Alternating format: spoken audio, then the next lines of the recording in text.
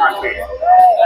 আমরা গতকাল শ্রম সংস্কার কমিশনের প্রধান আহমেদের সাথে কথা বলেছি। এইভাবে বাংলাদেশের বিভিন্ন সরকারি প্রতিষ্ঠানে, বেসরকারি জায়গাটা আছে, সরকার নিজেই যদি বৈষম্য করে, সরকার নিজেই যদি তার নাগরিক, কর্মচারী, শ্রমিকের মর্যাদা না দেয়, তাহলে সেটা দেশে প্রতিষ্ঠা হবে কিভাবে? কাজেই কর্মচারীদের মর্যাদা প্রতিষ্ঠা করতে হবে এবং প্রত্যেকের সুনির্দিষ্ট ন্যূনতম বেতন ঠিক করতে হবে। কেবল ন্যূনতম বেতন নয়, যে যত বছর ধরে কাজ করছেন, কাজের অভিজ্ঞতা এবং বয়সকাল ধরে তাদের বেতনের যে ইনক্রিমেন্ট এবং বেতন যে বাড়া, এইটা নিশ্চিত করতে হবে। বেতনের স্কেল ঠিক করে দিবেন, এগুলো কোনো বাড়া নয়, এইটা একজন নাগরিকের ন্যূনতম অধিকার। মানুষকে দিয়ে কাজ করাবেন দাসের মতো করে, এইটা বাংলাদেশে চলতে দেওয়া হবে না। ন্যূনতম বেতন স্কেল ঠিক করতে হবে। তারপরে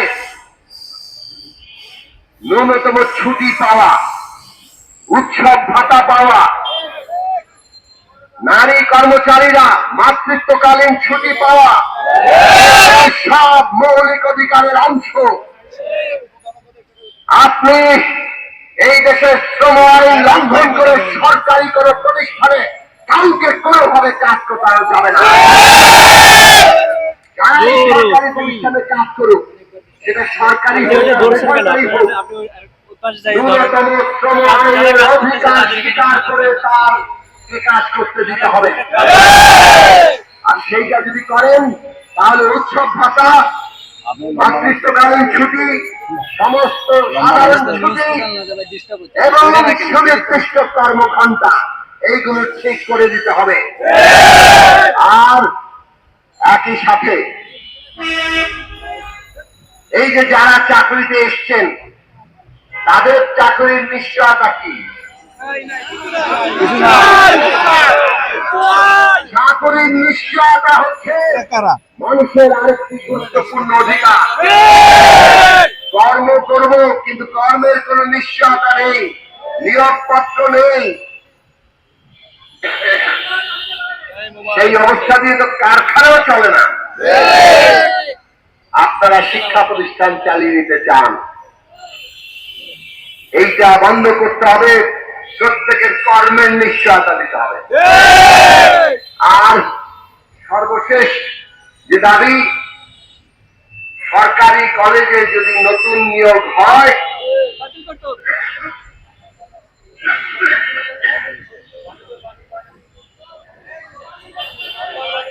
সেই নতুন নিয়োগে ইতিমধ্যে যে বেসরকারি কর্মচারীরা আছে, তাদের বয়স বিবেচনা করে, অনেক ক্ষেত্রে শিথিল করে তাদেরকে অগ্রাধিকার দিতে হবে। এই সব নিয়ে অবিলম্বে আপনারা একটা নীতিমালা তৈরি করবেন, এইটা হচ্ছে আমাদের দাবি।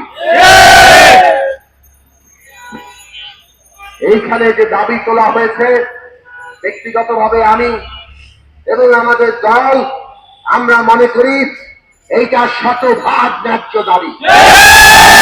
সেই কারণে আপনাদের মাঝে এসেছি। আপনাদের সাথে আগেও আমার কথা হয়েছে, আমাদের দলের নানান রকম নেতাকর্মীদের কথা হয়েছে। আপনাদের সংগ্রামের সাথে আমরা আছি, যতক্ষণ না পর্যন্ত দাবি আদায় হয় আমরা শান্তিপূর্ণভাবে সংগ্রাম করতে চাই। আজকাল অনেকেই বলেন যে এটা তো দাবি দেওয়ার শহর হয়ে গেছে। তো মানুষের জীবনে যদি সংকট থাকে, মানুষ দাবি দেওয়া নিয়ে আসবে না? আপনাদের কাজ করছে মানুষের দাবি দেওয়া পূরণ করা, সংকট নিরসন করা। আপনারা সেক্রেটারিয়েটে বসে থাকবেন, আপনারা সরকারে বসে থাকবেন, মানুষের জীবনের সংকট সমাধান করবেন না। মানুষকে বলবেন তাদের পেটের ক্ষুধা আজকে, বলবেন 1 বছর পরে আসো, এইরকম কোন কথা দিয়ে মানুষ চলতে পারবে না। আপনাদের কাছে সবার আগে গুরুত্ব পাওয়া দরকার মানুষ, সংখ্যাগরিষ্ঠ মানুষ, চাকা চালু রাখে, সেইটা কলে কারখানায় হোক, সেটা শিক্ষা প্রতিষ্ঠানে হোক, অন্য যে জায়গাতে হোক। কাজেই তাদের যে দাবি, এই দাবি পূরণ করতে হবে। সেই দাবি পূরণের যে আন্দোলন, গণতান্ত্রিক আন্দোলন, সেই আন্দোলনকে কোনোভাবে তার গুরুত্ব, সেটাকে কমানোর জন্য বিশৃঙ্খলা সৃষ্টি, নানানভাবে রাস্তাঘাট বন্ধ করে দিয়ে জনগণের অসুবিধার সৃষ্টি, এইভাবে অভিযুক্ত হচ্ছে। হ্যাঁ, অনেক আন্দোলন